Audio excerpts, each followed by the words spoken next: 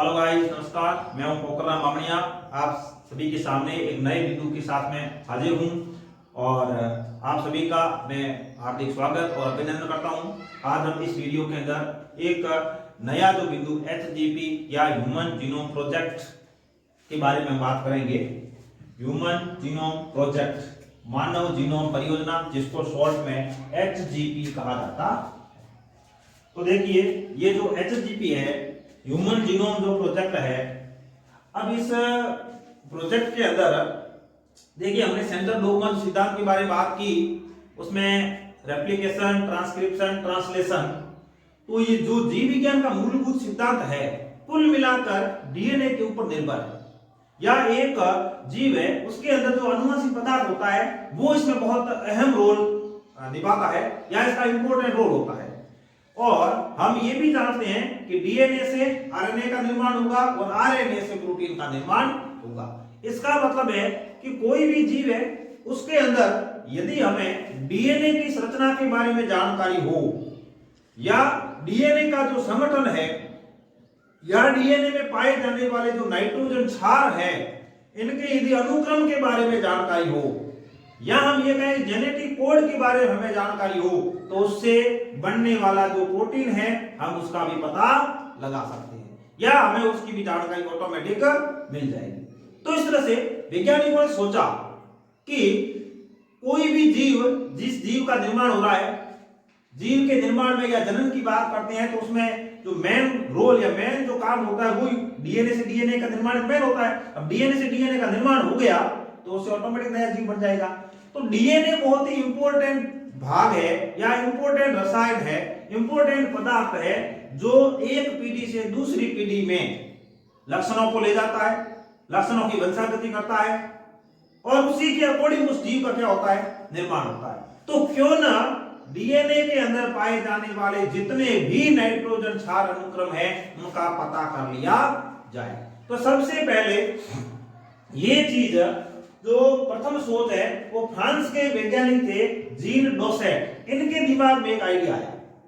France के वैज्ञानिक थे जीन डोसेट, इनके दिमाग में एक आइडिया आया, एक फॉर्मूला आया कि क्यों ना जीव के अंदर पाए जाने वाले अनुवांशिक पदार्थ जो डीएनए है, उसके अंदर पाए जाने वाले जो नाइट्रोजन क्षार अनुक्रम है, उनके बारे में जानकारी कर ली जाए, उनका पता लगा लिया जाए।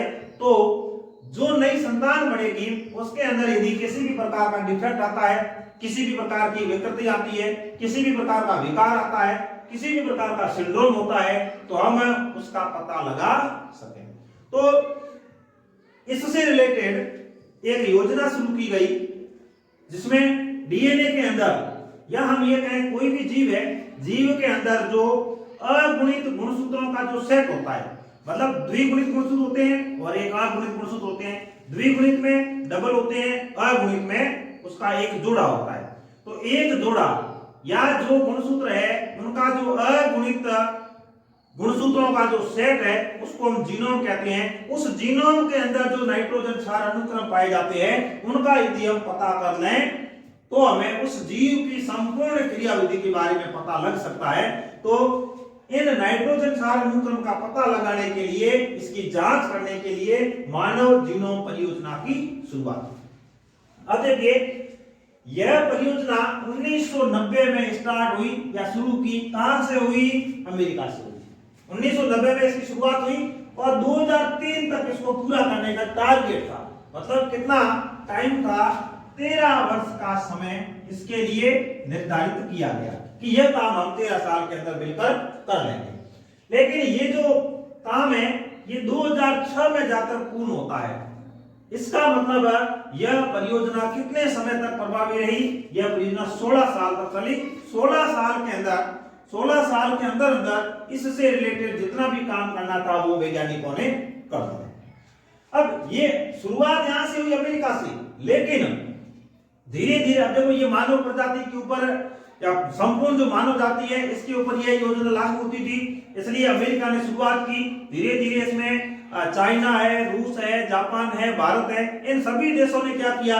इसमें सहयोग करना शुरू कर दिया या इसमें इन्होंने हेल्प करनी शुरू कर दी और अलग अलग देशों ने इस कार्य के लिए अलग अलग प्रयोगशालाओं की स्थापना कर दी और भारत के अंदर इससे रिलेटेड जो मानव जीनोम परियोजना है, इससे रिलेटेड जो प्रयोगशाला है वो भारत के अंदर तमिलनाडु में स्थापित की गई। तो अमेरिका ने शुरुआत की, उसके बाद में विश्व के जितने भी देश थे उन सभी ने इसमें मदद की, इसमें हेल्प की, या अलग अलग देशों के अंदर प्रयोगशालाओं की स्थापना कर इस कार्य को आगे बढ़ाया या गति प्रदान की। इसलिए इसको महापरियोजना के नाम से जाना जाता है। महापरियोजना, जिसको इंग्लिश में मेगा प्रोजेक्ट कहा जाता है। अब इसमें देखो होगा क्या, मानव जीनोम परियोजना मतलब मानव का जो जीनोम है उसके अंदर पाए जाने वाले नाइट्रोजन क्षार अनुक्रमों का पता लगाया गया। मतलब यह परियोजना मनुष्य के ऊपर लागू होती है। मनुष्य के किसमें? मनुष्य के जीनोम पर। जीनोम का मतलब अभी हमने बात की है कि मनुष्य के अंदर जो द्विगुणित गुणसूत्र पाए जाते हैं जिसकी संख्या 46 होती है, उसके आधे गुणसूत्र या उसका अगुणित जो गुणसूत्रों का जो सेट है या जो समुच्चय है उसी को हम कहते हैं जीनोम, और उसमें पाए जाने वाले नाइट्रोजन क्षार अनुक्रमों की जानकारी इस परियोजना के तहत प्राप्त की गई। अब मानव के अंदर जो नाइट्रोजन क्षार अनुक्रमों का पता लगाना ये इसका मेन उद्देश्य था। अब मानव के अंदर नाइट्रोजन क्षार अनुक्रम या मानव के जीनोम में नाइट्रोजन क्षार अनुक्रम कितने पाए जाते हैं, तो ये आंकड़ा आपको याद रखना है। मानव के अंदर या मानव के जीनोम में नाइट्रोजन क्षार अनुक्रम कितने होते हैं? 3 × 10⁹ 3 × 10⁹ नाइट्रोजन क्षार युग्म पाए जाते हैं। तो इन सभी नाइट्रोजन क्षार युग्म का सीरियल मतलब इसका क्रमांक पता करें, 1 2 3 4 5 इस तरह से, वो काम है वो इस परियोजना के तहत किया गया। ह्यूमन जीनोम प्रोजेक्ट या मानव जीनोम परियोजना, उसका मुख्य उद्देश्य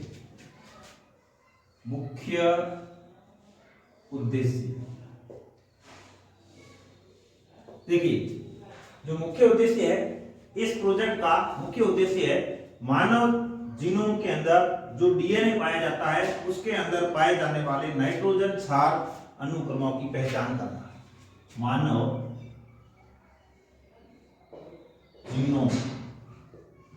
मानव जीनोम में जो डीएनए पाया जाता है उसमें पाए जाने वाले नाइट्रोजन क्षार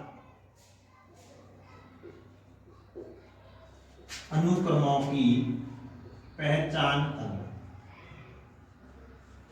यह है इसका मुख्य उद्देश्य कि मानव जीनोम के अंदर जो डीएनए पाया जाता है उसमें पाए जाने वाले नाइट्रोजन क्षार अनुक्रम या नाइट्रोजन क्षार युग्म है इनकी पहचान करना। दूसरा इसमें आ जाएगा मानव जीनोम में जो जीन पाए जाते हैं, जीन की पहचान कर इनके मानचित्र तैयार करना, पहचान कर मानचित्रण करना। जो ह्यूमन जीनोम है या जो मानव जीनोम है इसमें जो जीन पाए जाते हैं, जीन की पहचान करना और उनके मानचित्र तैयार करना या उनका मानचित्रण करना। अब देखो, यदि हम इसके ऊपर आने वाले खर्च की बात करें, एक्सपेंडिचर खर्चा कितना आएगा, तो देखिए टोटल नाइट्रोजन क्षार कितने हैं? नाइट्रोजन क्षार अनुक्रम, नाइट्रोजन क्षार के क्रम कितने हैं? 3 × 10⁹ अब यदि हम एक नाइट्रोजन क्षार पर खर्चा, एक नाइट्रोजन क्षार पर खर्च, एक नाइट्रोजन क्षार पर खर्च 3 अमेरिकी डॉलर, 3 अमेरिकी डॉलर। एक नाइट्रोजन क्षार के ऊपर 3 अमेरिकी डॉलर खर्चा आता है, तो टोटल नाइट्रोजन क्षार कितने हैं? 3 × 10⁹ तो देखिए कुल खर्च कितना हो जाएगा? 3 × 10⁹ × 3 बराबर ये खर्चा आ जाएगा 9 बिलियन अमेरिकी डॉलर, 9 बिलियन अमेरिकी डॉलर इतना खर्च आ जाएगा। तो टोटल खर्चे के बारे में बात करते हैं, तो जो ह्यूमन जीनोम प्रोजेक्ट है उसमें इतने नाइट्रोजन क्षार की पहचान करनी थी, मतलब इतने जो नाइट्रोजन क्षार है इनके अनुक्रम या इनके युग्म की पहचान करनी थी। और एक नाइट्रोजन क्षार पे खर्चा 3 अमेरिकी डॉलर, तो कुल खर्चा कितना हो जाएगा 3 गुणा 10 की पावर 9, इसको 3 से गुणा कर देंगे तो 9 बिलियन अमेरिकी डॉलर, इतना खर्चा इसके अंदर बैठा। अब हम बात करते हैं इसका रिकॉर्ड। यदि हम इसके रिकॉर्ड की बात करते हैं तो देखिए यह योजना है वो लगभग 16 वर्ष तक चली। दूसरी बात है इसमें विश्व के कई जो मुख्य मुख्य देश हैं उन्होंने भी इसमें काम किया। देशों की जो प्रयोगशालाएं हैं, प्रयोगशालाओं में इससे संबंधित काम हुआ तो डाटा जो है वो बहुत ही ज्यादा था। डाटा का मतलब है जो आंकड़े हैं वो भी काफी ज्यादा थे, क्योंकि मतलब विश्व के सभी लोग मिलकर काम करेंगे और वो भी 15-16 साल तक काम करेंगे तो आंकड़े बहुत ही ज्यादा थे। अब इन आंकड़ों का यदि संग्रहण यदि किसी बुक्स के अंदर करते हैं, किसी बुक्स के अंदर करते हैं तो देखिए जैसे एक ऐसी बुक्स जिसमें कितने पेज हो 1000, एक ऐसी बुक्स जिसमें कितने पेज 1000, ठीक है।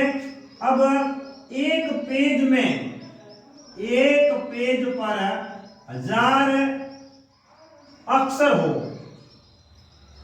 एक पेज पर 1000 अक्षर या शब्द लिखे जाएं। एक ऐसी किताब है जिसमें पेज कितने हो 1000 और एक पेज के ऊपर 1000 शब्द लिखे जाएं, तो यदि हम ये पूरा का पूरा डाटा संग्रहित करते हैं तो कुल हमें 3300 बुक्स की आवश्यकता रहती है। यदि इस 16 साल के अंदर या ह्यूमन जीनोम प्रोजेक्ट के दौरान जो हमारे पास डाटा आया उस डाटा को यदि हम बुक्स के अंदर लिखा जाए तो देखिए एक ऐसी बुक्स जिसके 1000 पेज हो और एक पेज के ऊपर 1000 शब्द आए तो ऐसी किताबें कितनी होगी 3300 बुक्स, मतलब बहुत ही बड़ा मामला है ये, इतनी बुक्स है। अब देखिए चलो कोई बात नहीं, हम बुक्स की व्यवस्था कर सकते हैं, अच्छे पेपर ले सकते हैं, लेकिन ये डाटा है वो लंबे समय के लिए चाहिए। तो यदि हम किताबों के अंदर रखेंगे हो सकता है वो पेपर खराब हो जाए, हो सकता है जो ये जानवर है चूहे उसको खराब कर ले, तो ऐसी समस्या उत्पन्न हो सकती थी। इसलिए ये 1990 की बात है और उस समय कंप्यूटर का प्रयोग हो चुका था या कंप्यूटर की एंट्री हो चुकी थी, कंप्यूटर की खोज हो चुकी थी। इसलिए इस डाटा को संग्रहित करने के लिए कंप्यूटर का उपयोग किया गया। किसका उपयोग किया गया? कंप्यूटर का उपयोग किया गया। कंप्यूटर का उपयोग जीव विज्ञान में यहां पर कंप्यूटर का उपयोग हुआ तो देखिए एक नई शाखा यहां पैदा होती है, नई शाखा उत्पन्न होती है। देखिए बायोलॉजी, बायोलॉजी और इसके साथ में क्या काम में लिया हमने? कंप्यूटर। और कंप्यूटर का मतलब कंप्यूटर क्या है? एक तरह का हम ये कह सकते हैं कि टेक्नोलॉजी है जिसको हम आईटी कहते हैं। कंप्यूटर को आईटी टेक्नोलॉजी, इसको हम कहेंगे आईटी, मतलब इंफॉर्मेशन टेक्नोलॉजी नाम हो जाएगा इसका, इंफॉर्मेशन टेक्नोलॉजी, इंफॉर्मेशन टेक्नोलॉजी। तो इस तरह से एक नई ब्रांच पैदा हुई, नई ब्रांच का जन्म हुआ जिसको बायो इन्फॉर्मेटिक्स कहा जाता है। बहुत ही इंपॉर्टेंट ब्रांच है बायो इन्फॉर्मेटिक्स। एग्जाम के अंदर ये प्रश्न पूछा जा सकता है बायो इन्फॉर्मेटिक्स किसे कहा जाता है। तो आपको देखो ये याद रखना है, बायोलॉजी प्लस कंप्यूटर या बायोलॉजी प्लस इंफॉर्मेशन टेक्नोलॉजी या जीव विज्ञान और सूचना तकनीकी, इन दोनों को जब सम्मिलित किया गया तो इसको बायो इन्फॉर्मेटिक्स कहा जाता है। हम इसको ऐसे कह सकते हैं जीव विज्ञान में, जीव विज्ञान में उपयोग, जीव विज्ञान में उपयोग किसका? कंप्यूटर का। तो परिभाषा हो जाएगी जीव विज्ञान में कंप्यूटर का उपयोग बायो इन्फॉर्मेटिक्स कहलाता है या जैव सूचना विज्ञान कहलाता है। तो देखिए इस तरह से हमने अभी बात की, मुख्य उद्देश्य क्या है, मानव जीनोम जो डीएनए है उसमें नाइट्रोजन क्षार अनुक्रमों की पहचान करना और जीनोम में पाए जाने वाले जीन की पहचान कर इनका मानचित्रण करना। खर्च की बात करते हैं तो कितना खर्च आ जाएगा, 9 बिलियन अमेरिकी डॉलर। कैसे निकाला हमने, नाइट्रोजन क्षार अनुक्रम कितने हैं, 3 × 10⁹ और एक के ऊपर खर्च कितना, 3 अमेरिकी डॉलर, गुणा कर दिया तो 9 बिलियन अमेरिकी डॉलर इसके ऊपर खर्चा आया। रिकॉर्ड की बात करते हैं तो 16 साल तक ये कार्यक्रम चला, विभिन्न देशों में अलग अलग जगह प्रयोगशालाओं की स्थापना की गई, उनके द्वारा भी डाटा है वो प्राप्त किया गया। तो इस तरह से यदि इसका बुक्स के ऊपर संग्रहण करें तो कितनी किताबें बनानी पड़ेगी, कितनी बुक्स की जरूरत पड़ेगी, 3300। अब ये कैसी किताबें, ऐसी किताबें, एक किताब ऐसी जिसमें 1000 पेज हो और एक पेज के ऊपर 1000 शब्द हो, तो किताबें कितनी चाहिए, 3300 किताबों की आवश्यकता रहेगी। इसलिए यहाँ पर इतना डाटा संग्रहित करने के लिए, इतनी सूचनाओं का संग्रहण करने के लिए बायोलॉजी के अंदर कंप्यूटर की एंट्री हो जाती है।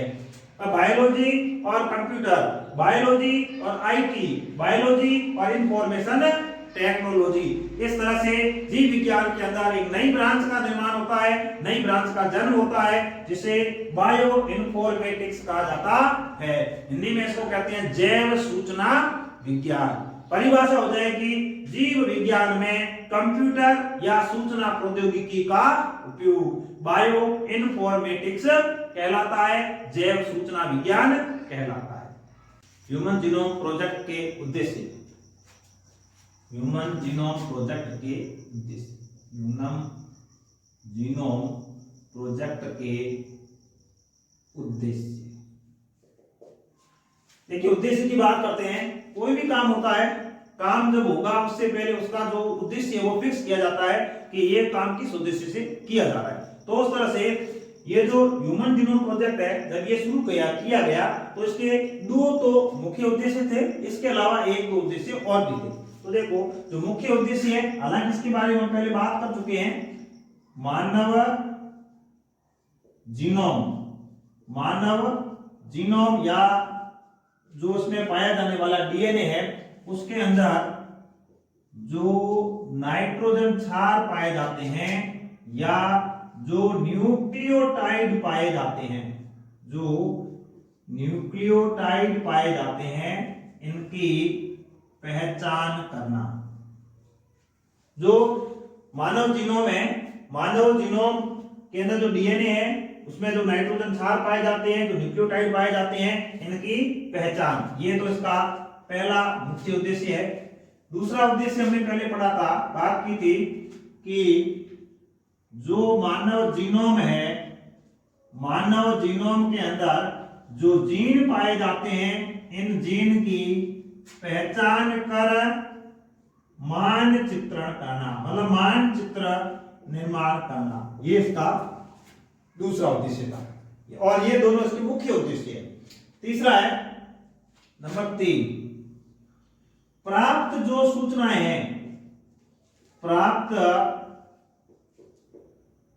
सूचनाएं, अलग अलग प्रयोगशालाओं के द्वारा अलग अलग सूचना आएगी, तो जो सूचनाएं हैं इनका आंकड़ों के रूप में संग्रहण करना, प्राप्त सूचनाओं का आंकड़ों के रूप में संग्रहण, आंकड़ों के रूप में संग्रहण। और उसके बाद आता है जो आंकड़ों का संग्रहण किया जा रहा है उसमें, या जो आंकड़े हमने इकट्ठे किए आंकड़ों का विश्लेषण किया जाएगा। तो जब आंकड़ों का विश्लेषण किया जाएगा तो उसके लिए या उसमें अन्य तकनीकों का विकास करना, आंकड़ों के विश्लेषण, आंकड़ों के, जब आंकड़ों का विश्लेषण किया जाएगा तो आंकड़ों के विश्लेषण में नई तकनीक का विकास, नई तकनीक का विकास। और न्यू टेक्नोलॉजी इसमें है वो ऐड की जाएगी। इसके बाद में जो हमें डाटा प्राप्त हुए हैं, जो नई तकनीकें प्राप्त हुई है, इनका कृषि और चिकित्सा इन क्षेत्रों में इसका उपयोग, प्राप्त तकनीक या तकनीकों, प्राप्त तकनीकों का कृषि व चिकित्सा में उपयोग, कृषि व चिकित्सा में उपयोग। ये इसके विभिन्न प्रकार के उद्देश्य हो जाएंगे। तो देखिए, पहला उद्देश्य क्या है, जीनोम के अंदर जो नाइट्रोजन क्षार पाए जाते हैं, जो न्यूक्लियोटाइड पाए जाते हैं, इनकी पहचान करना। दूसरा है जो जीन पाए जाते हैं, इनकी पहचान करना और इनका मानचित्रण करना। जो सूचनाएं प्राप्त होती है, इन आंकड़ों के रूप में इसका क्या करना, संग्रहण करना और आंकड़ों के विश्लेषण के लिए नई तकनीक का विकास करना और जो तकनीक हमें प्राप्त होती है उसका कृषि और चिकित्सा में उपयोग किया जाना। तो ये विभिन्न जीनोम प्रोजेक्ट के उद्देश्य हैं। के अंदर जो ये योजना शुरू हुई थी, तो अमेरिका के अंदर जो राष्ट्रीय स्वास्थ्य संस्थान है और अमेरिकी ऊर्जा विभाग है, ये जो दो विभाग है, इन दोनों विभागों के द्वारा ये योजना शुरू की गई थी। तो योजना की शुरुआत अमेरिका के अंदर कौन से विभाग के द्वारा, ऊर्जा विभाग, ऊर्जा विभाग और राष्ट्रीय स्वास्थ्य, नेशनल हेल्थ इंस्टीट्यूट, राष्ट्रीय स्वास्थ्य संस्थान, ये इस विभाग के द्वारा यह योजना शुरू की गई। अब देखिए, इस योजना के तहत जो काम हुआ वो किन किन क्षेत्र में हुआ, अलग अलग क्षेत्र, अलग ये काम। सबसे पहले की बात करें तो मानव के अंदर हुआ। मानव के अंदर जब ये काम हुआ तो एक मनुष्य दूसरे मनुष्य से भिन्न क्यों है, डीएनए के कारण। तो एक मनुष्य दूसरे मनुष्य से भिन्न क्यों है, या उसमें पाई जाने वाली जो विभिन्नता है उसके बारे में जानकारी प्राप्त की गई और उस जानकारी का उपयोग करके ऐसे मनुष्य जिसमें अनियमितता पाई जाती है, जैसे कोई रोग है, मतलब किसी भी प्रकार की अनियमितता है, तो उसकी पहचान करना, उसका उपचार करना और उसको मतलब रोकने में मदद करना, वह अनियमितता उसमें हो ही नहीं। तो पहला क्षेत्र हो जाएगा मानव में आने वाली विभिन्नताओं, मानव में आने वाली विभिन्नताओं की पहचान या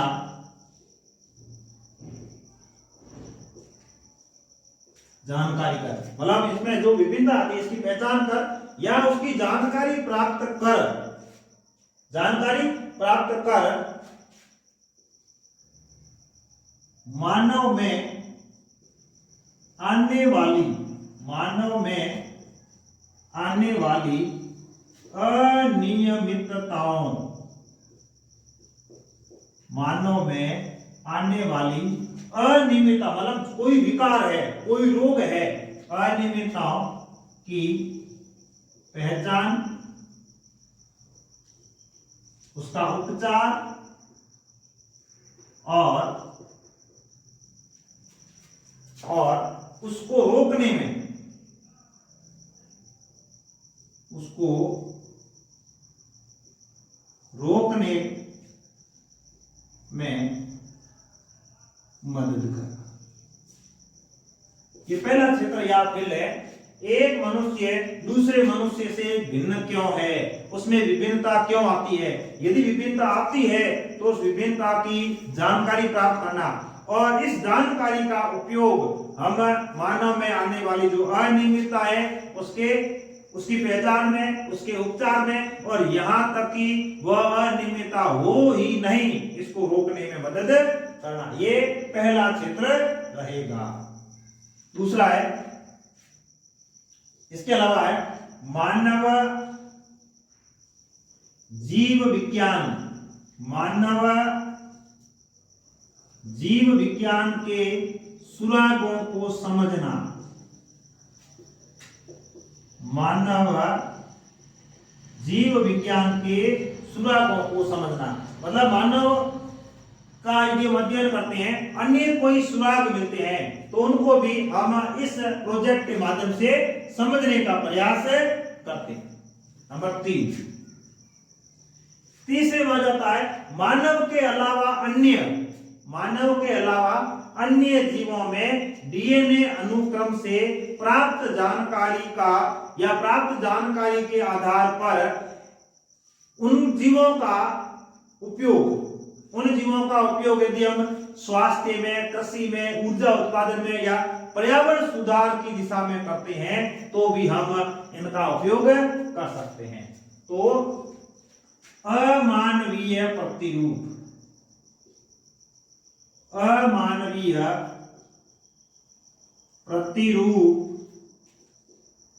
जीवों के डीएनए में पाए जाने वाले नाइट्रोजन क्षार अनुक्रमों की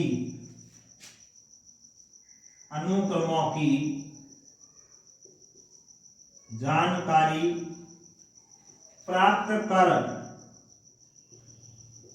उनका उपयोग, देखो सबसे पहले हम अमानवीय प्रतिरूप जीवों के डीएनए में पाए जाने वाले जो नाइट्रोजन क्षार अनुक्रम है, इसकी जानकारी प्राप्त कर उनका उपयोग स्वास्थ्य, सुरक्षा,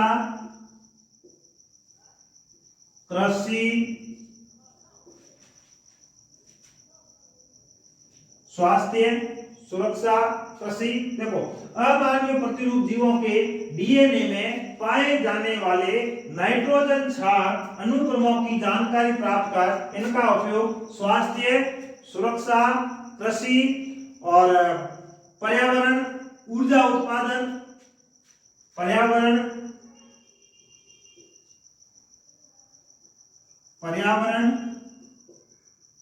और ऊर्जा उत्पादन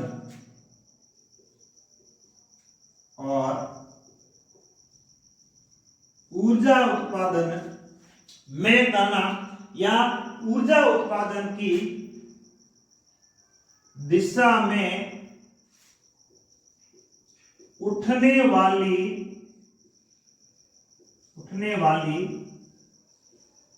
चुनौतियों, ऊर्जा उत्पादन की दिशा में उठने वाली जो चुनौती है उनको हल करने में करना, उत्पादन की दिशा में उठने वाली चुनौतियों को हल करना। मतलब अमानवीय प्रतिरूप है, अमानवीय मतलब मानव के अलावा जो दूसरे जीव है उसमें डीएनए में पाए जाने वाले नाइट्रोजन क्षार अनुक्रम या न्यूक्लियोटाइडों की जानकारी प्राप्त करके इनका उपयोग हम स्वास्थ्य, सुरक्षा, कृषि, पर्यावरण और ऊर्जा उत्पादन की दिशा में जो हमारे सामने चुनौतियां खड़ी हो रही है उनको हल करना। नंबर 4, अब ये जो अमानवीय प्रतिरूप है इसमें कौन कौन से जीवों, मतलब कुछ एक जो जीव है उनके जो नाइट्रोजन क्षार अनुक्रम है उनकी जानकारी प्राप्त हुई है। तो देखिए अमानवीय प्रतिरूप अ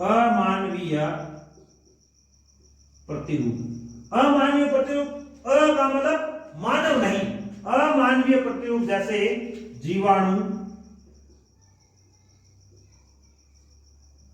यीस्ट क्या है, कवक है, तो जीवाणु, कवक, सूत्रकृमि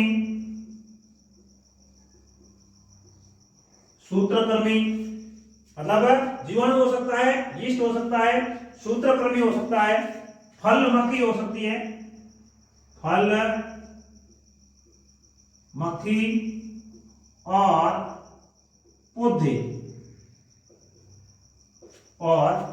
पौधों के नाइट्रोजन क्षार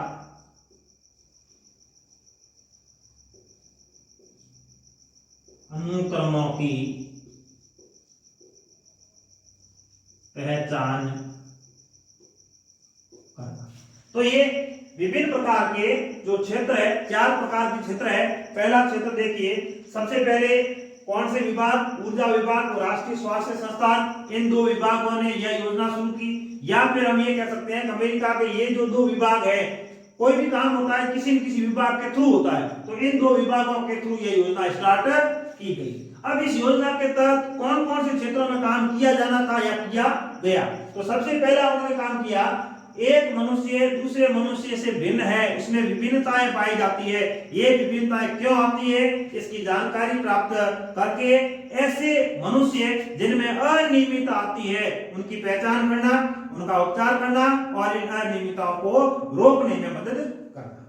दूसरा आ जाता है मानव जीव विज्ञान की सुरागों को समझना। हम अध्ययन कर रहे हैं, करते करते करते हमारे सामने ऐसा कोई क्वेश्चन क्रिएट हो गया या ऐसी कोई समस्या हमारे सामने उत्पन्न हो गई, तो उनको समझने में भी यह जो ह्यूमन जीनोम प्रोजेक्ट है इसका उपयोग किया गया।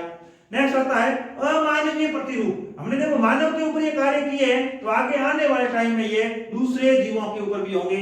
तो जो अमानवीय प्रतिरूप है उसमें पाए जाने वाले नाइट्रोजन क्षार अनुक्रमों की पहचान करना, पहचान करने के बाद उन जीवों का उपयोग स्वास्थ्य, सुरक्षा, कृषि, चिकित्सा, ऊर्जा उत्पादन और पर्यावरण सुधार की दिशा में जो हमारे सामने चुनौतियां हैं, हमारे सामने जो चुनौतियां हैं उनको हल करना। जो जैसे मान लो अभी हमारे सामने ऊर्जा, बिजली का संकट है, बिजली का संकट है, तो हम पता करें जो अमानवीय प्रतिरूप उसमें कि कौन से जीव प्रकाश उत्पन्न कर सकते हैं, तो हम पता कर लेंगे।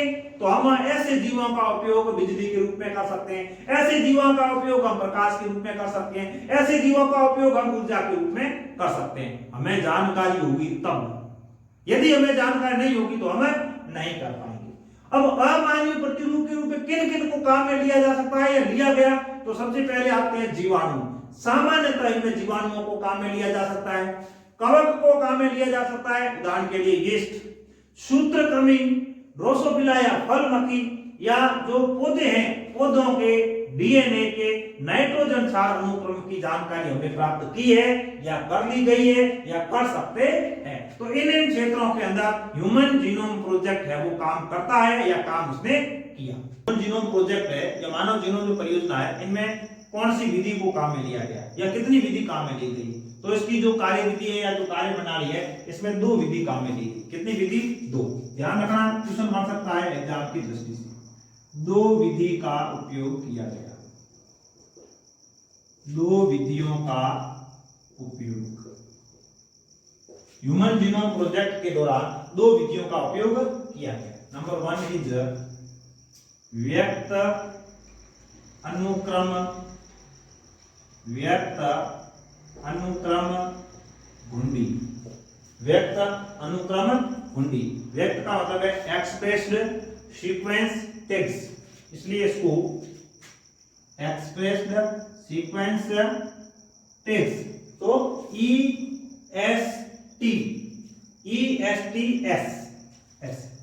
शॉर्ट में इस तरह से लिखेंगे, अंग्रेजी में लिखा जाएगा एक्सप्रेस्ड, एस का है sequence, sequence tags, expressed sequence tags इसको कहा जाता है। अब इसमें क्या होगा, एक्सप्रेस का मतलब होता है खुद को अभिव्यक्त करने वाला। इसमें ऐसे जीन्स के बारे में जानकारी प्राप्त की जाएगी, ऐसे जीन्स जो खुद को व्यक्त करते हैं या ऐसे जीन्स जो खुद को एमआरएनए में अभिव्यक्त करते हैं, उनकी जानकारी इसमें प्राप्त की जाती है। इसमें उन जीन्स की जानकारी प्राप्त की जाती है जो उसमें उस जीन की जानकारी प्राप्त की जाती है जो एमआरएनए में अभिव्यक्त होती है। इसमें उन जीन्स की जानकारी प्राप्त की जाती है जो एमआरएनए में अभिव्यक्त होती है। एमआरएनए में अभिव्यक्त होती है। या इसको हम ये भी कह सकते हैं कि जैसे कुछ ऐसी जीन है जो व्यक्तिक होती है, व्यक्त होकर प्रोटीन निर्माण का कार्य करती है, व्यक्तिक, उसको हम इसमें पढ़ेंगे, इसमें समझेंगे। तो इसमें उन जीन्स की जानकारी प्राप्त की जाती है जो एमआरएनए में खुद को अभिव्यक्त करती है, या हम ये कह सकते हैं वे जीन्स जो प्रोटीन निर्माण करती है,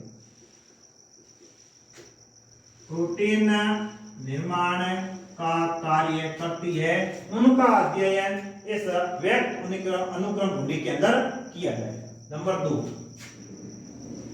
दूसरा आता है अनुक्रम टिप्पण, सीक्वेंस एनोटेशन, SA। दूसरी विधि है अनुक्रम टिप्पण,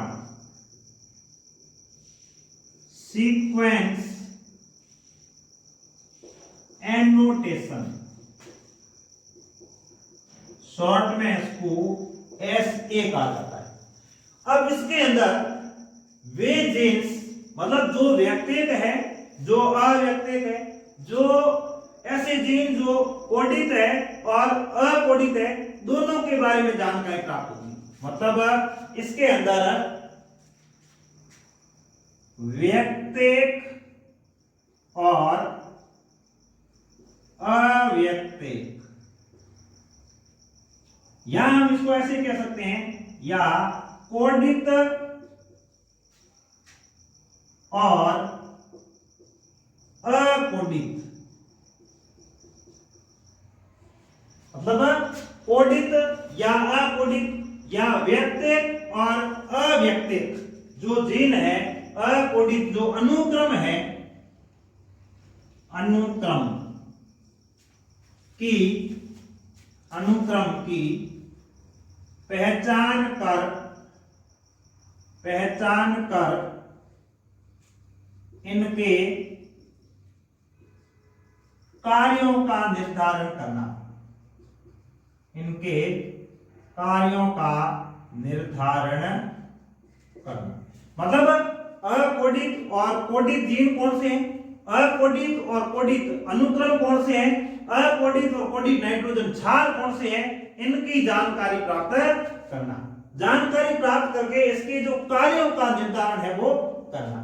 या हम इसको ऐसे कह सकते हैं कि कौन कौन से अमीनो अम्ल प्रोटीन निर्माण का कार्य करते हैं, या कौन से अमीनो अम्ल को कोडित करते हैं और कौन से जीन अमीनो अम्ल को कोडित नहीं करते हैं, इसकी जानकारी प्राप्त करना। कौन से अनुक्रम अमीनो अम्लों को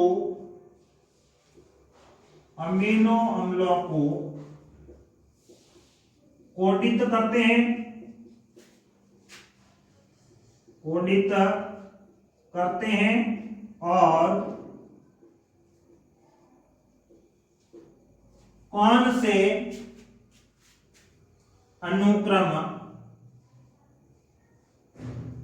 से अनुक्रम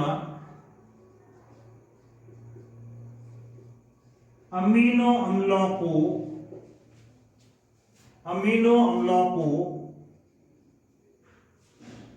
कोडित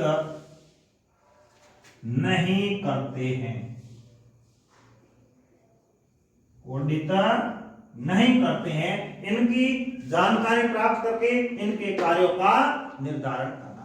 तो देखिए, जो ह्यूमन जीनोम प्रोजेक्ट है, इसकी कार्य प्रणाली है या कार्य विधि है, इसको 2 भागों में बांटा जाता है। नंबर 1 इज व्यक्त अनुक्रम घुंडी, ESTS एक्सप्रेस्ड सीक्वेंस टेक्स्ट इसको कहा जाता है। इसमें उन नाइट्रोजन क्षार के बारे में बात करें या उस जीन्स की जानकारी प्राप्त की जाती है जो mRNA में अभिव्यक्त होती है।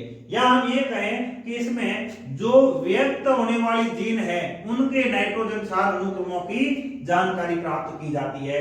ऐसी जीन्स जो प्रोटीन निर्माण का कार्य करती है उसको व्यक्ति कहा जाता है। उसके अंदर पाए जाने वाले नाइट्रोजन क्षार की जानकारी इस विधि के अंदर प्राप्त की जाती है। दूसरी आती है अनुक्रम टिप्पण, सीक्वेंस एनोटेशन, शॉर्ट में इसको एसए कहा जाता है। इसमें व्यक्तिक और अव्यक्तिक दोनों, कोडित और अकोडित दोनों जो जीन्स है उसमें पाए जाने वाले नाइट्रोजन क्षार की पहचान करना, उसका निर्धारण करना और उनके कार्य क्या है ये ज्ञात करना या उनके कार्यों का निर्धारण करना, ये इस दूसरी विधि के अंदर किया गया या किया जाता है। हमारी विधि के दौरान हमें डीएनए की आवश्यकता रहती है। डीएनए की जब आवश्यकता रहेगी तो देखिए कोई भी जीव है, जीव की कोशिका से डीएनए को पृथक किया जाएगा। अब डीएनए को पृथक करें कैसे किया जाएगा ये बायोटेक में पढ़ेंगे कि रेस्ट्रिक्शन एंडोन्यूक्लियस एंजाइम को काम में लिया जाएगा, उसको काटा जाएगा, काटने के बाद उसका पृथक्करण किया जाएगा, ये सब चीजें बायोटेक में पढ़ेंगे। तो फिलहाल आपको ध्यान रखना है कोशिका से डीएनए को पृथक किया जाता है और फिर डीएनए की क्लोनिंग की जाती है। डीएनए तो मात्रा में होता है, डीएनए की क्लोनिंग की जाती है, डीएनए की कॉपी तैयार की जाती है, ये भी हम बायोटेक में बात करेंगे डीएनए की क्लोनिंग कैसे की जाती है। और ये करते क्या है उसकी मात्रा बढ़ाने के लिए, मतलब हमें जो डीएनए प्राप्त हुआ है उसकी मात्रा कम है, अध्ययन करना है तो डीएनए अधिक मात्रा में चाहिए, मात्रा कम है, मात्रा को बढ़ाने के लिए पीसीआर मेथड काम में लिया जाएगा। बात करेंगे पॉलीमरेज चेन रिएक्शन के बारे में। तो मात्रा को बढ़ाने के लिए डीएनए की क्या करेंगे हम क्लोनिंग करेंगे। क्लोनिंग का मतलब क्लोन हूबहू कॉपी तैयार करना, डीएनए की हूबहू कॉपियां तैयार की जाती है, इतना आपको ध्यान रखना है। अब इस डीएनए की जब क्लोनिंग की जाएगी तो परपोषी के रूप में जीवाणु या यीस्ट का उपयोग किया जाता है, या हम ये कहें परपोषी या वाहक के रूप में यीस्ट या जीवाणु का उपयोग किया जाता है। एचजीपी के अंदर ह्यूमन जीनोम प्रोजेक्ट के दौरान दो प्रकार के वेक्टर काम में लिए गए या वाहक काम में लिए गए। ध्यान रखना एग्जाम की दृष्टि से काफी इंपॉर्टेंट क्वेश्चन है। मतलब ह्यूमन जीनोम जो प्रोजेक्ट है एचजीपी, इस दौरान कौन से वेक्टर काम में लिए गए? तो ये दो वेक्टर आते हैं बीएसी और वाईएसी। हालांकि आप बायोटेक के अंदर कई वेक्टर के बारे में पढ़ेंगे, लेकिन ह्यूमन जीनोम प्रोजेक्ट के दौरान ये दो वेक्टर काम में लिए गए या दो वाहक काम में लिए गए या संवाहक काम में लिए गए। कौन कौन से है? BAC, YAC. बीएसी का मतलब है बैक्टीरियल आर्टिफिशियल क्रोमोसोम और वाईएसी का मतलब है यीस्ट आर्टिफिशियल क्रोमोसोम। ये दो वेक्टर ह्यूमन जीनोम प्रोजेक्ट के दौरान काम में लिए गए। इस तरह से हमारे पास डीएनए की मात्रा बढ़ गई। डीएनए की मात्रा बढ़ गई तो कुछ डीएनए के सूत्र जो अज्ञात डीएनए है उसको ज्ञात करने के लिए हम कुछ ज्ञात नाइट्रोजन क्षार, मतलब एक ऐसा डीएनए जिसके ऊपर जो नाइट्रोजन क्षार है वो हमें ज्ञात है, उस ज्ञात नाइट्रोजन क्षार के द्वारा हम दूसरे डीएनए के ऊपर जो अज्ञात नाइट्रोजन क्षार है वो ज्ञात कर सकते हैं। तो ज्ञात डीएनए अनुक्रमों का उपयोग करके हम अज्ञात डीएनए के क्षारकों को ज्ञात कर सकते हैं। इसके लिए एक एफ सेंगर वैज्ञानिक थे, उन्होंने एक पृथक्करण की विधि दी थी जिसका आधार था अंश साधन या ओवरलैपिंग। मतलब एफ सेंगर की जो विधि है उसका सिद्धांत क्या था? अंश साधन या ओवरलैपिंग। इस आधार पर हम ज्ञात अनुक्रम वाले डीएनए का उपयोग करके अज्ञात डीएनए के नाइट्रोजन क्षार अनुक्रम को ज्ञात कर सकते हैं। अब इस तरह से जो भी हमें यहाँ पर डीएनए के अनुक्रम प्राप्त हुए, इन अनुक्रम को मानव के द्वारा पंक्तिबद्ध किया जाना संभव नहीं था, क्योंकि नाइट्रोजन क्षार कितने हैं? 3 × 10⁹, मतलब बहुत ज्यादा संख्या में है। इसलिए मनुष्य के द्वारा इनको पंक्तिबद्ध या इन अनुक्रमों को क्रम वाइज सेट करना संभव नहीं था। इसलिए यहाँ पर किसका उपयोग किया गया? कंप्यूटर का उपयोग किया गया। यहाँ पर कंप्यूटर का उपयोग किया गया, इसलिए यहाँ पर जो जीव विज्ञान की एक ब्रांच उत्पन्न होती है या पैदा होती है उसका नाम क्या है? Bio informatics. बायो इन्फॉर्मेटिक्स या हम ये कहें जीव विज्ञान के अंदर कंप्यूटर का उपयोग। जीव विज्ञान के अंदर ह्यूमन जीनोम प्रोजेक्ट के आंकड़ों का संग्रहण करने के लिए सूचना प्रौद्योगिकी का उपयोग बायो इन्फॉर्मेटिक्स कहलाता है। हिंदी में इसको कहा जाता है जैव सूचना विज्ञान। जैव सूचना विज्ञान इसको कहा जाता है। तो ये जो ब्रांच है ये भी ज्यादा इंपॉर्टेंट है। ह्यूमन जीनोम प्रोजेक्ट का रिजल्ट या उसकी विशेषता है, मतलब ये काम पूरा होने के बाद में क्या इसका रिजल्ट प्राप्त हुआ। तो देखो सबसे पहला है मानव जीनोम के अंदर नाइट्रोजन क्षार कितने हैं 3164.7 करोड़। आंकड़ा याद रखने की जरूरत है, इसमें समझाने वाली बात कुछ नहीं है, रटने वाली चीजें हैं। तो रिजल्ट में सबसे पहला आ जाएगा मानव जीनोम के अंदर नाइट्रोजन क्षार कितने हैं 3164.7 करोड़। नेक्स्ट प्रत्येक जीन की बात करते हैं तो प्रत्येक जीन के अंदर औसतन कितने नाइट्रोजन क्षार है 3000। बस आंकड़ा याद रखना है, प्रत्येक जीन के अंदर एवरेज 3000 नाइट्रोजन क्षार पाए जाते। एवरेज का मतलब किसी में ज्यादा है तो किसी में कम है, लेकिन एवरेज कितना है 3000 नाइट्रोजन क्षार।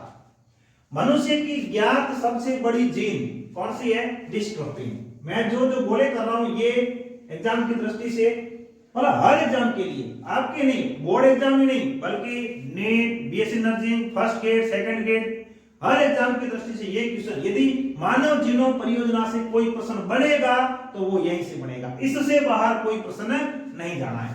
तो सबसे बड़ी जीन देखो, सबसे बड़ी जीन मतलब मनुष्य के अंदर, मानव जीनोम परियोजना मनुष्य के ऊपर लागू होती है। मानव जीनोम में सबसे बड़ी जीन डिस्ट्रोफिन कौन सी, जो आज दिन तक ज्ञात है। हो सकता है इससे बड़ी जीन भविष्य में खोजी जाए, वो अलग बात है, लेकिन वर्तमान में हमारे पास जितनी जानकारी है उसमें सबसे बड़ी जीन कौन सी है डिस्ट्रोफिन। अब बड़ी है तो उसमें नाइट्रोजन क्षार भी अधिक होंगे, तो कितने होंगे ये भी याद रखने की जरूरत है। कितने हैं 2.4 करोड़। कितने हैं 2.4 करोड़ नाइट्रोजन क्षार इसमें पाए जाते हैं।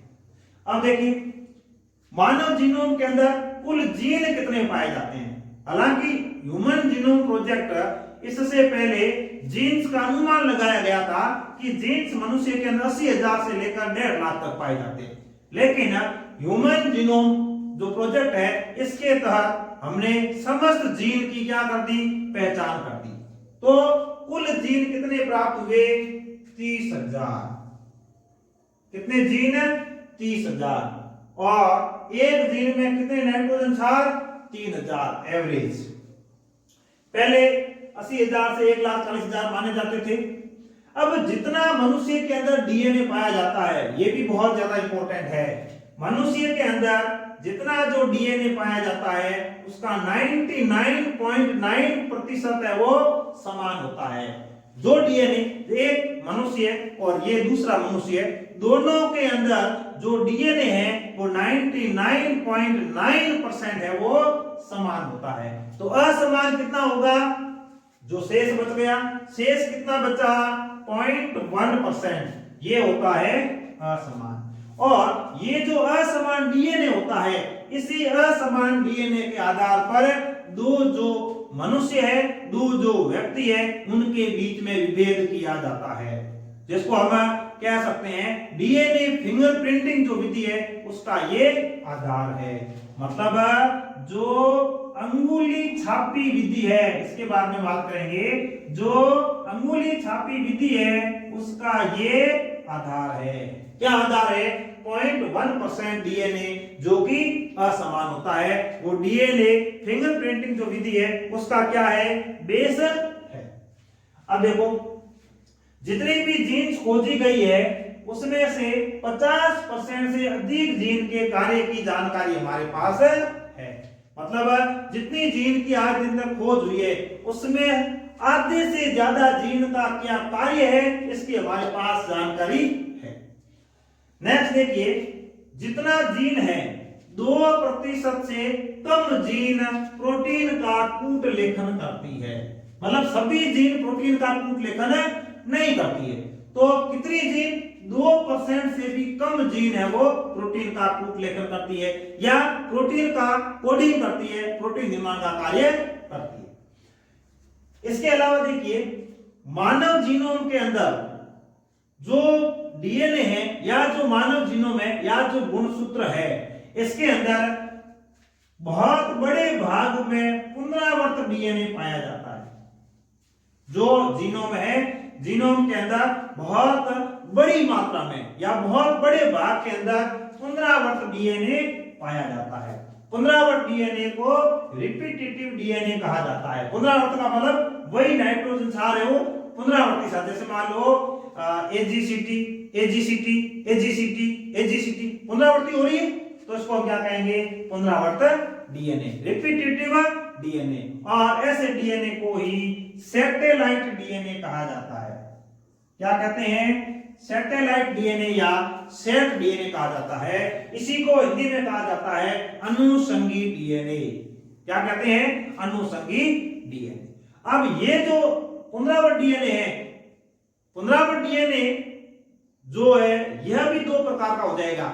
इसके अंदर छोटे छोटे डीएनए के टुकड़े पाए जाते हैं, एक तो और ज्यादा छोटे और बाकी वाले थोड़े बड़े। तो इस तरह से हम आगे पढ़ेंगे इसके बारे में। सबसे अधिक जीन कौन से गुणसूत्र में पाई जाती है? बहुत इंपॉर्टेंट प्रश्न। और सबसे कम जीन कौन से गुणसूत्र में पाई जाती है?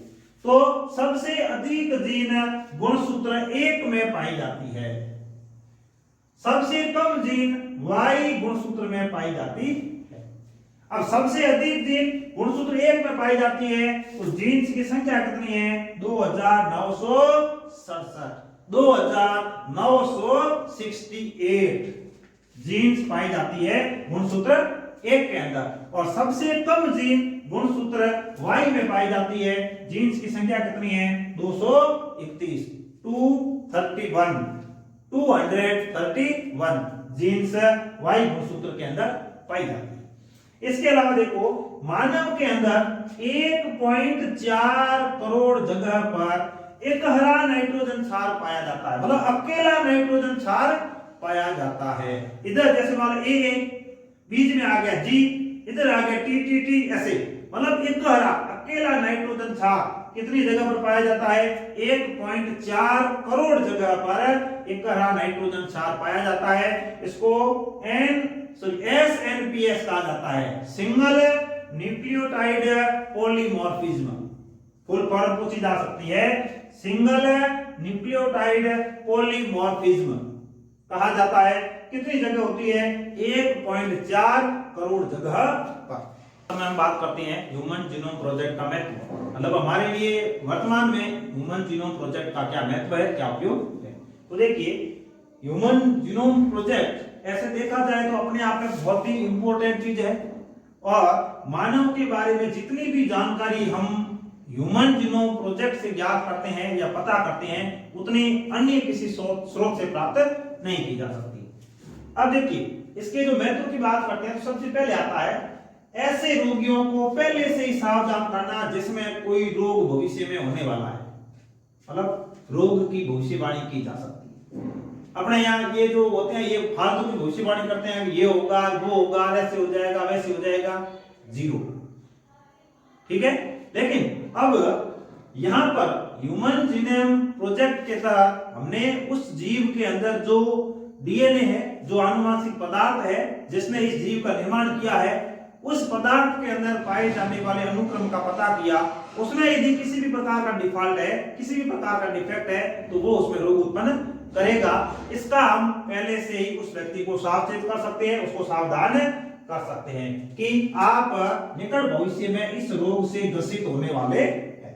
दूसरा, रोग की अवधि का विश्वास के साथ पूर्वानुमान लगाना, मतलब 101% यह रोग इतनी अवधि के लिए आप में होने वाला है, इसका पूर्व में अनुमान लगाना। जिस तरह से मौसम विभाग कैसे आंकड़े जारी करता है कि कल बाढ़ में बारिश हो सकती है, अति भारी बारिश हो सकती है, कई बार भारी बारिश की चेतावनी दी जाती है, तो ये सब क्या विज्ञान की देन है। हम देखो, हम डेली जो भी रूटीन में काम करते हैं, हर जगह विज्ञान काम आता है। जैसे अभी मैं ऑनलाइन टीचिंग का कार्य कर रहा हूं, या मैं खुद टीचिंग का कार्य कर रहा हूं, या मैं खुद स्टडी का कार्य कर रहा हूं, तो ये भी क्या है? विज्ञान। मतलब हर जगह विज्ञान काम आता है। बिना विज्ञान के वर्तमान में यदि हम हमारे जीवन की कल्पना करें तो भी मूर्खता होगी, क्योंकि ऐसा कोई फील्ड नहीं है, ऐसा कोई क्षेत्र नहीं है जहां पर विज्ञान काम नहीं कर रहा है। तो देखो, रोग की अवधि का विश्वास के साथ में पूर्वानुमान करना। नेक्स्ट आता है रोग का पता लगाकर प्रभावी उपचार की व्यवस्था करना। रोग का पता लगा लिया, रोग का पता लगाकर प्रभावी उपचार, उसका उपचार क्या होगा इसकी भी जानकारी हमें इस ह्यूमन जीनोम प्रोजेक्ट से प्राप्त होती है। अब प्रभावी उपचार कैसे? वो यहां आता है जीन चिकित्सा। अब हुआ क्या है? डीएनए के अंदर नाइट्रोजन क्षार इधर उधर हो गए, या उसमें जो नाइट्रोजन क्षार होने चाहिए थे वो नहीं है, या गड़बड़ हुई है। हमें पता लग जाएगा कि मनुष्य के अंदर जीनोम में जो नाइट्रोजन क्षार का अनुक्रम इस तरह से होना था, अभी बीच में मिस्टेक हुई है। अब बीच में मिस्टेक हुई है तो वो कहीं ना कहीं अनियमितता उत्पन्न करेगी। हम क्या करेंगे? उस मिस्टेक को ठीक कर देंगे। इसको क्या कहते हैं? जीन चिकित्सा। मतलब आणविक स्तर पर जीन चिकित्सा के द्वारा इनका उपचार करना। मतलब जीन में प्रॉब्लम हुई है, न्यूक्लियोटाइड में प्रॉब्लम हुई है, डीएनए के अंदर प्रॉब्लम हुई है, तो हम उसको ठीक कर सकते हैं। इस तरह से हम कैंसर जैसा जो रोग है, कैंसर जैसी जो बीमारी है जिसमें अर्बुद का निर्माण होता है, शरीर में हर जगह गांठें बन जाती है, दुर्दम गांठें बन जाती है, और उस गांठ की वजह से, इस कैंसर नामक बीमारी से उस व्यक्ति की मृत्यु हो जाती है। ऐसी बीमारी के ऊपर भी हमने काबू पाया है, या हम काबू पा सकते हैं, या हम इसका पता लगा सकते हैं। किसके द्वारा? ह्यूमन जीनोम प्रोजेक्ट से प्राप्त आंकड़ों के आधार पर। अब और उठने वाले प्रश्नों का समाधान, अभी हम काम कर रहे हैं, विज्ञान काम कर रहा है, हम विकास कर रहे हैं, प्रगति कर रहे हैं, सब कुछ है। निकट भविष्य में हमारे सामने ऐसे कई प्रश्न खड़े होने वाले हैं, तो ह्यूमन जीनोम प्रोजेक्ट की सहायता से, या इसका जो रिजल्ट है इसके आधार पर भविष्य में कोई भी किसी भी प्रकार का प्रश्न यदि हमारे सामने आता है, प्रश्न उठता है, तो हम उसका समाधान कर सकते हैं, उन प्रश्नों का जवाब दे सकते हैं। नेक्स्ट देखिए, नए आयामों का समावेश। जैसे जैसे हम आगे बढ़ेंगे वैसे वैसे कई नई चीजें हैं जो इसमें ऐड होती जाएगी। जैसे जैसे ये चीजें ऐड होती जाएगी वैसे वैसे हमारे ज्ञान के अंदर क्या होगी? बढ़ोतरी होती जाएगी। कम समय में अधिक जीनों की जानकारी प्राप्त करना। देखिए, शुरुआत की बात करते हैं, स्टार्टिंग की बात करते हैं। उस समय हमारे पास इतनी जानकारी नहीं थी, तो हमने क्या किया? हमारे पास जीन्स के बारे में जानकारी नहीं थी। जीन्स सबसे पहले देखो, मेंडल ने जीन्स को फैक्टर कहा, कारक कहा। ये कब की बात है? 1865-66 की बात है। उसके बाद 1884 मेंडल की मृत्यु हो गई। उसके बाद में ये फैक्टर फैक्टर फैक्टर फैक्टर करते 1909 के अंदर एक जोहानसन नामक वैज्ञानिक आता है, और वो सबसे पहले जीन्स के बारे में बताता है। तो उससे पहले हमें जीन के बारे में जानकारी ही नहीं थी, तो वर्तमान में हम जीन के बारे में काफी कुछ जानते हैं। तो भविष्य में यदि हमें और कोई जीन की खोज करनी है, तो हमारे पास पहले वाली जो जानकारी है इसका उपयोग करके हम कम समय में अधिक जीन की जानकारी प्राप्त कर सकते हैं। मान लो शुरुआत में हमने 15 दिन के अंदर 10 जीन की खोज की, तो अब हम 15 दिन के अंदर 100 जीन की खोज कर सकते हैं। क्यों? क्योंकि हमारे पास पूर्व ज्ञान है, हमारे पास उसके बारे में पहले से ही पूरी जानकारी है, इसलिए हमें वो तीव्र गति से कम समय में बहुत अधिक जीन्स के बारे में जानकारी प्राप्त कर सकते हैं। तो देखिए, इस तरह से हमने आज के इस वीडियो के अंदर, आज की इस ऑनलाइन क्लास के अंदर ह्यूमन जीनोम प्रोजेक्ट महापरियोजना, मेगा प्रोजेक्ट या HGP के बारे में डिटेल से चर्चा की, डिटेल से बात की। और यह जो प्रोजेक्ट है, यह प्रोजेक्ट बहुत ही इंपॉर्टेंट प्रोजेक्ट है, जो मानव जीनोम के अंदर पाए जाने वाले जो नाइट्रोजन क्षार है या जो न्यूक्लियोटाइड है, इनके अनुक्रम का निर्धारण करता है। और यदि इन सभी का अनुक्रम हमारे पास है, तो हम कह सकते हैं कि जो नई संतान उत्पन्न होगी वो किस तरह की होगी, कैसी होगी, डिफॉल्ट होगा या नहीं, कोई बीमारी होगी या नहीं, इन सब चीजों के बारे में हम पहले से बता सकते हैं या पूर्वानुमान लगा सकते हैं। इस तरह से आज के वीडियो में बस इतना ही। मिलते हैं नए वीडियो में नए टॉपिक के साथ। तब तक के लिए धन्यवाद। जय हिंद, जय भारत।